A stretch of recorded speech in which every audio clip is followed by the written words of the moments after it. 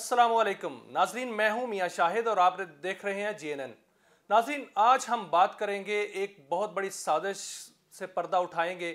जो पाकिस्तान की मईशत के साथ की गई, जो इस मुल्क की मुआशरत के साथ की गई और जो इस मुल्क और रियासत के साथ की गई। ये साजिश क्या थी? ये साजिश एक 10 माह पहले की गई। जो आज नाजरीन हालात हैं इस मुल्क के और मईशत के जो हालात हैं, ये एक दिन में नहीं हुए। इसमें 10 महीनों की जो है नलायकी और नाहली, इसमें एक तो उसका अंसर है। दूसरा, इसमें जो उस वक्त एक बढ़ती हुई एक इनकलाबी मूव को ख़त्म किया गया था, उसका अंसर है। वो क्या थी, उस पर ही हम बात करेंगे। नाजरीन, आज जो हालात हैं इस पर हम थोड़ा सा इसका जायज़ा पेश करके हम उस तरफ जाएंगे कि हो क्या रहा था और फिर जो किया गया उससे हुआ क्या। इस वक्त हालात ये हैं नाजरीन कि आज हम एक एक डॉलर को तरस रहे हैं और कोई भी दुनिया का मुल्क हमें पैसे देने को तैयार नहीं है। आज हालात ये हैं कि हम किसी भी वक्त डिफ़ॉल्ट हो सकते हैं। आज हालात ये हैं कि हमारे पास तनख्वाहें देने को पैसे नहीं हैं। बलूचिस्तान हुकूमत ये कहती है कि अगर हमें पैसे ना मिले तो हम तनख्वाहें देने के काबिल नहीं होंगे। PSO ये कहती है कि हमें पैसे ना मिले तो हम ऑयल इंपोर्ट करने के काबिल नहीं होंगे। यहाँ पर हालात ये हैं कि यहाँ पर महंगाई अरूज पर पहुँच चुकी है। लोगों को आटा नहीं मिल रहा, ज़रूरी मुल्क है। लोगों को घी नहीं मिल रहा, लोगों को गैस नहीं मिल रही, लोगों को जो है वो बिजली नहीं मिल रही। बिजली की 10-10 घंटे की लोड शेडिंग है, हालांकि मौसम सरमा है। और ये हालात कैसे पैदा हुए नाजरीन? क्या हम इन हालात के मुतहम्मल थे? क्या ये हालात इसलिए पैदा हुए कि जो गुज़श्ता हुकूमत थी, जिन पर इल्ज़ाम लगाया जाता है कि उनकी पॉलिसियाँ थीं? नाजरीन, ऐसा नहीं है। और अब मामला ये है कि अगर अगले 15 दिन अगर हमने मामलात को ना संभाला या हमें किसी ने ना संभाला तो हालात बहुत ख़तरनाक मोड़ इख्तियार करने वाले हैं। अल्लाह ना करे ऐसा हो, अल्लाह ना करे ऐसा हो, ये झूठ हो। हम तो यही कहते हैं कि ये झूठ हो, लेकिन जो चीज़ नज़र आ रही है वो इसकी खमाजी कर रही है कि हालात ठीक नहीं हैं और आइंदा आने वाला मुस्तकबिल करीब भी ठीक नहीं है। ये हालात क्यों पैदा हुए नाजरीन, इस पर हमने आज बात करनी है। गुज़श्ता 10 माह पहले एक इनकलाबी इक़दामात जो गुज़श्ता हुकूमत करने जा रही थी और वो कर चुकी थी, उसके फ़ैसले भी हो चुके थे। आपको याद होगा नाजरीन कि एक इकनॉमिक कौंसल बनी थी और उस इकनॉमिक कौंसल ने बहुत से इक़दामात तजवीज़ किए थे और उन जो तजावीज़ थी उन पर फैसले भी हो चुके थे। उसमें वजारत ख़जाना ने फ़ैसला कर दिया था, ओके कर दिया था। वज़ीर आज़म ने उसको जो है मंजूर कर लिया था। ECC में उसकी मंजूरी हो चुकी थी और बहुत से ऐसे इक़दाम थे जिन पर अमल दरामद शुरू होना था। फिर 9 अप्रैल आ गया और एक हुकूमत तब्दील कर दी गई। जो हुकूमत नहीं आई उससे उम्मीदें बहुत बांधी गई थीं और ये भी कहा गया था कि शायद अब दूध और शहद की नहरें जो हैं वो बहेंगी और मुल्क में मईशत जो है वो उसका बोलबाला हो जाएगा, मुल्क में जो है पैसों की रेल पेल हो जाएगी। लेकिन देखा कि 10 माह में तमाम मईशत का बेड़ा गर्क हो गया। इसको छोड़िए नाजरीन, जो होना है वो अब अल्लाह खैर करे ऐसा ना हो, लेकिन जो होना था उसको हम बयान करते हैं कि वो क्या होना था। नॉर्वे का नाम सुना होगा नाजरीन आपने, डेनमार्क का नाम भी सुना होगा। उसको फलाही रियासतें कहते हैं। यूरोप को एक मजबूत मईशत कहा जाता है, अमेरिका को एक मजबूत मईशत कहा जाता है और बहुत सी ऐसी मईशतें हैं जो हमारे बाद में जो मुल्क आज़ाद हुए और वो मजबूत मईशतें बन गई, जिनमें बांग्लादेश का नाम लिया जाता है। वो किस तरह उन्होंने अपना काम किया, ये सारे का सारा जो कॉन्सेप्ट था वो हमारा ही था, जो उन्होंने वहाँ पर उठा कर ले गए और वहाँ पर उन्होंने अमल दरामद किया। साउथ कोरिया की मईशत कैसे मजबूत हुई? हमारे 5 साला मंसूबे से मजबूत हुई। लेकिन हमने वो मंसूबे जो खुद बनाए थे, हमने खुद अपने हाथों से उनका बेड़ा गर्क किया। अब जो गुज़श्ता हुकूमत थी उसके जो इक़दाम थे वो क्या थे? वो एक इनकलाबी इक़दाम थे, इनकलाबी प्रोग्राम था साबिक वज़ीर आज़म इमरान खान का। वो कहाँ से लाए थे वो हम बाद में बात करेंगे। कौन लोग थे उनकी भी बाद में बात करेंगे। हम पहले उस प्रोग्राम पे आते हैं। वो प्रोग्राम क्या था? वो प्रोग्राम इकनॉमिक कौंसल के वो तजावीज़ थीं जिन पर अमल दरामद शुरू हो चुका था और वो तजावीज़ ये थीं कि मुल्क में डिजिटल करेंसी लाई जाए। अगर मुल्क में डिजिटल करेंसी आ जाएगी तो हम जो हैं वो उन मईशत में दाखिल हो जाएंगे जिनमें जो मुल्क जो है मजबूत मईशत के मालिक जो हैं समझे जाते हैं। और मुल्क में सोने के ज़खायर जो हैं बढ़ाए जाएँ, सोना जो है वो इकट्ठा किया जाए, मुख्तलिफ सनार जो हैं या सराफा मार्केट्स जो हैं उनसे सोना ख़रीदा जाए, ان کو سونے کی قیمت دی جائے اور سونے کے ذخائر جب اسٹیٹ بینک کے پاس ہوں گے تو اس اسٹیٹ بینک کے پاس ہر طرح کا پیسہ بھی آ جائے گا، اس اسٹیٹ بینک کے پاس ڈالر بھی آ جائیں گے، کیونکہ سب سے مضبوط کرنسی جو ہے وہ سونا سمجھا جاتا ہے۔ اس کے علاوہ بایو ڈیزل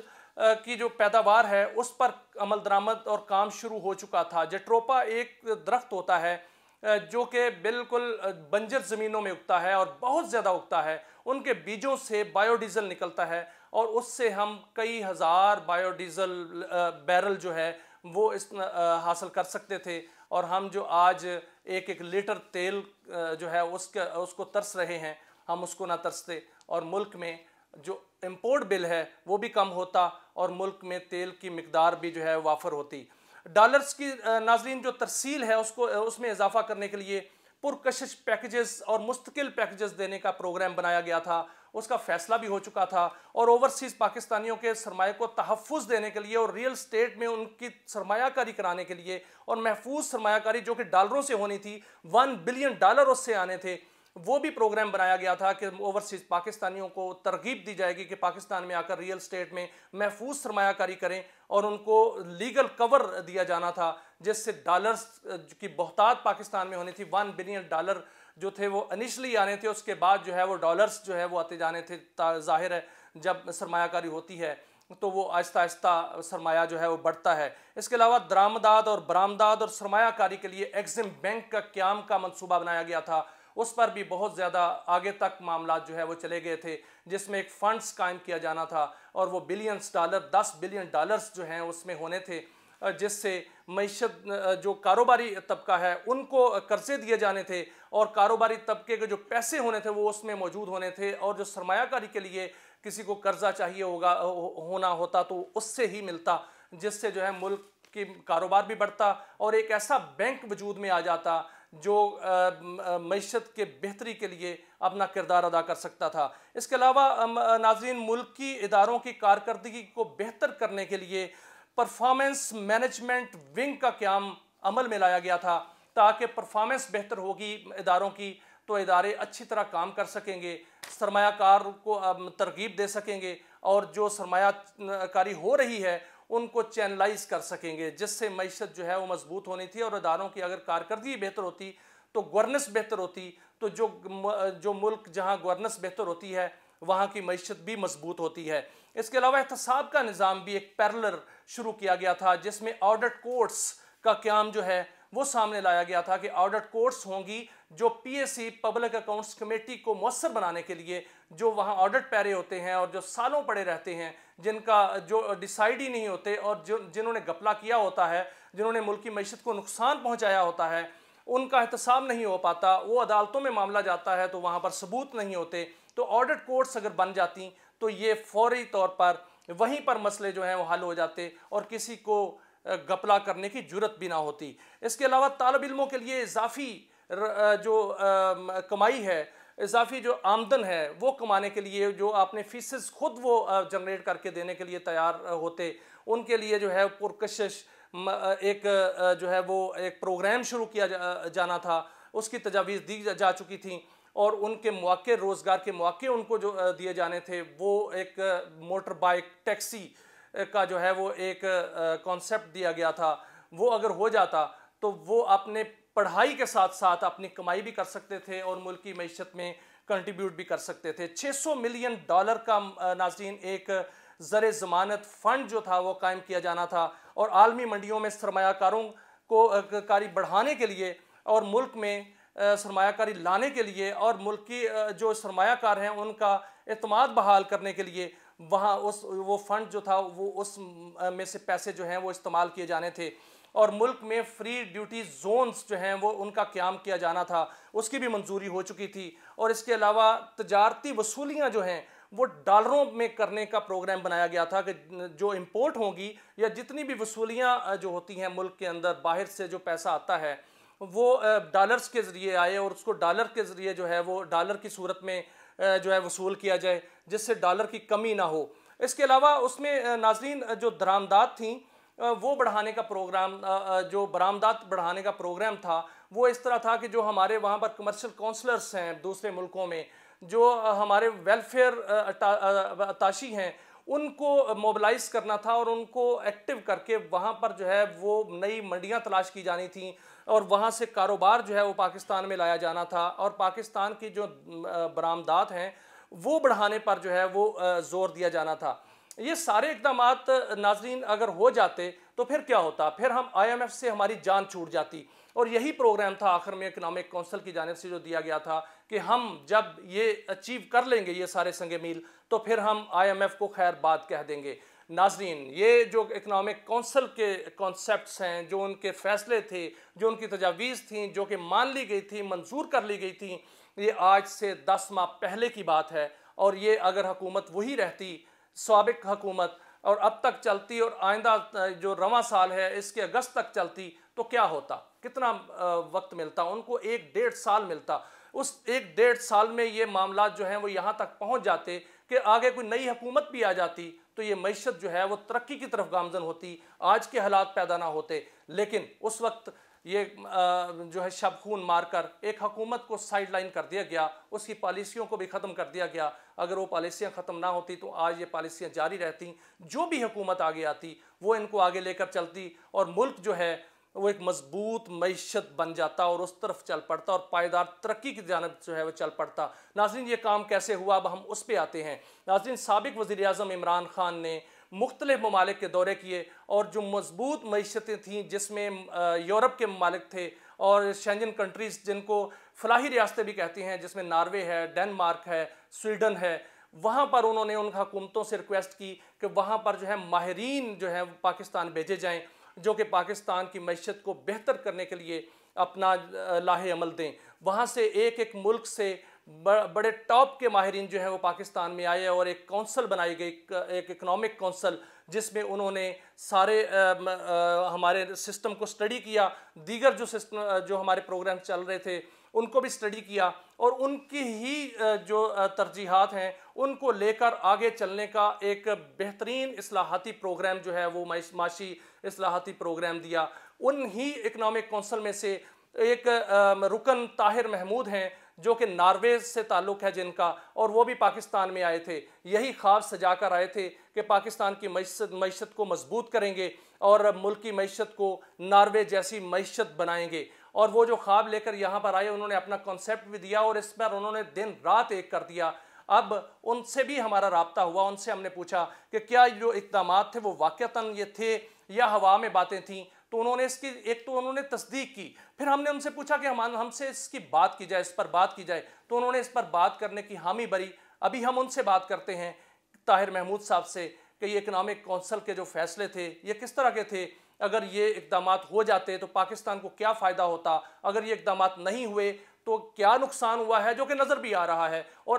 اگر آج سے یہ اقدامات شروع کر دیے جائیں تو پاکستان کو کب تک فوائد حاصل ہو سکتے ہیں اور پاکستان جو ہے کب تک ان مضبوط معیشتوں میں داخل ہو سکتا ہے. تو ناظرین اب ہم طاہر محمود صاحب سے بات کریں گے اور ان سے بات کر کے آپ کو ان کی بات جو ہے سنوائیں گے کہ طاہر محمود صاحب اس حوالے سے کیا کہتے ہیں. طاہر محمود صاحب آپ اکنامک کونسل کے ممبر رہے، اس اکنامک کونسل کے جس نے انقلابی اقدامات پاکستان میں دیے اور پاکستانی معیشت کو مضبوط کرنے کے لیے وہ انقلابی اقدامات جو ہے وہ سامنے آئے. میں ایک تو آپ سے تصدیق چاہوں گا کہ کیا ایسے اقدامات اکنامک کونسل نے حکومت کو تجویز کیے تھے اور گزشتہ حکومت نے اس کی منظوری دی تھی، اور اگر وہ چل جاتے اقدامات پر عمل درآمد ہو جاتا تو اس کا کیا فائدہ ہوتا؟ تو طاہر صاحب پہلے تو یہ بتائیے گا کہ وہ اقدامات تھے کیا اور ان کا فائدہ کیا تھا؟ There was a serious work going on اور اگر وہ کنٹینیوٹی ہوتی تو I think we were able to reform better، کیونکہ پاکستان کا سسٹم جو ہے وہ کریکشن چاہتا ہے، وہ ایک سالوں سال سے وہی سسٹم چل رہا ہے اور کریکشن کے بعد اس میں ریفارمیشن چاہیے اور ہر پہلو جو ہے وہ چیلنجنگ تھا، اور ریفارمیشن کے بعد پھر آگے restructuring, how we gonna restructure the whole building of the system. تو چونکہ سسٹم کے اندر بڑے گیپس تھے and I started understanding those gaps اور ان گیپس کو کیسے فیل کرنا ہے. تو انیشیٹیوز جو تھے جیسے آپ نے سوال کیا، it was very sincere approach یعنی وہ لوگ جو فوکس تھے اس معاملے کے اندر. تو باقی یہ ہے کہ ابسٹرکشن آپ کو پتہ ہے ملک میں ہوتی ہیں جب نئی پالیسیز آتی ہیں. ہمارے یہ ڈائلیما ہے, یہ ہماری بیڈ لک ہے کہ even somebody is going to do good thing, تو جب آپ پولیٹیکلی ایک دوسرے کے اپوننٹ ہوتے ہیں تو یو ڈونٹ وانٹ اٹ کہ ایون ایک اچھا کام جو پبلک کی انٹرسٹ میں ہو, جو ہمارے ملک کی انٹرسٹ میں ہو, اس کو یعنی پروموٹ کریں. تو چونکہ ہماری پولیٹکس ہی ایک دوسرے کو یعنی نیچا دکھانے کی ہو گئی ہے, تو اس کی وجہ سے یہ یعنی کافی آپ کہہ لیں ابسٹرکشنس بھی بیچ میں محسوس ہوتی ہیں. لیکن over all those last 3 months the work was there, sincerity was there, اور انیشیٹیو جو تھے وہ ایک سیری میں آ رہے تھے. تو 20 انیشیٹیوز تو صرف میں نے ود ان 3 months جو ہیں وہ انٹروڈیوس کروا دیے تھے, اور اس میں یعنی اپریشیٹ کرتا ہوں کہ آپ کو پتہ ہے کہ نظام کے اندر کافی فورسز بھی ہوتی ہیں جہاں پہ ہم بیٹھتے ہیں, تو بحث بھی ہوتی ہے, آرگومنٹس بھی ہوتے ہیں, لیکن اللہ کے فضل سے جتنی بھی بیوکریسی اور دوسرے جو افراد تھے دے ٹرائی ٹو کوآپریٹ, کیونکہ میں نے تو اوپنلی بتایا تھا کہ Pakistan first, we need now کہ ہم جتنی بھی یہ موقع ہے کوئی بھی ہو اس کے لیے یہ موقع ہی ہوتا ہے کہ وہ خدمت کرے اور اپنی مغفرت اللہ سے حاصل کرے. تو اس خدمت کے جذبے کے تحت ہی یہ سارا سلسلہ جاری و ساری تھا, اور امپلیمنٹیشن فیزز جو تھے وہ آگے تھے, اور پہلی سٹیج تھی ان انیشیٹو کی جو میری طرف سے تھے to get them on operational level step by step within the norms of the system جو ایگزسٹنگ ہے, اور جہاں پہ گیپس آئیں اس کا سلوشن نکال کے ٹو جمپ اوور کوئکلی تاکہ ٹائم ویسٹ نہ ہو. ناظرین, یہ تھے طاہر محمود صاحب. طاہر محمود صاحب جو ہیں وہ اکنامک کونسل کا حصہ تھے, اور آج وہ میری معلومات کی جو ہے تصدیق بھی کر رہے تھے اور بتا رہے تھے کہ ہم نے جو اقدامات تجویز کیے تھے سابق حکومت کے لیے اور پاکستانی معیشت کو بہتر کرنے کے لیے, اس کے کیا فوائد تھے اور اس کے نقصانات کیا ہوئے ہیں اس کو لاگو نہ کرنے سے, اور اگر اس پر عمل درآمد ہو جاتا تو اس کے فوائد کیا ہوتے, اور اگر ہم آج سے ہی اس پر عمل درآمد شروع کر دیں تو اس کے فوائد کب اور کتنے مل سکتے ہیں. یہ آج کی ہماری گفتگو تھی, اور ہم نے ایک سازش سے بھی پردہ اٹھایا, موجودہ حالات کی بھی بات کی اور مستقبل کی بھی بات کی, اور ان شخصیات سے بھی بات کی, اور ان شخصیت سے جنہوں نے اس اکنامک کونسل میں حصہ لیا تھا ان سے بھی بات کی, تاکہ ہماری جو میں نے معلومات دی ہیں اس کی بھی تصدیق ہو سکے اور آئندہ اس حکومت کو بھی شاید کوئی سبق حاصل ہو سکے. اپنا خیال رکھیے گا ناظرین, بہت شکریہ.